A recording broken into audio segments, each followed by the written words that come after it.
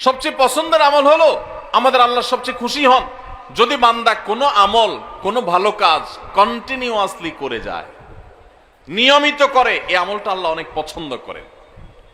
একজনের রমজানে কোরআন এক খতম দিছে, মাশাআল্লাহ, প্রতিদিন এক পারা করে পড়ে 30 দিনে 30 পারা খতম দিয়ে ফেলছে, কিন্তু রমজানের পরে আর উনি কোরআন হাতে ছুঁয়েও ধরেও দেখেন নাই। আরেকজন রমজান ভরে কোরআন খতম দিতে পারেন নাই, প্রতিদিন পড়ছে, মাশাআল্লাহ 2-5 পৃষ্ঠা করে পড়ছে। রমজানের পরেও সে কোরআন পড়ছে, হয়তো রমজানের মতো এত বেশি পড়তে পারে নাই, রমজান ইবাদতের মাস হিসাবে একটু বেশি পড়বে, এটাই স্বাভাবিক।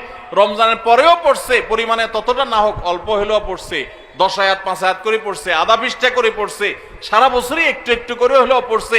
এই পড়াটা আল্লাহর কাছে বেশি প্রিয় রমজানে এক খতম কেন 5 খতম দেওয়ার চাইতে।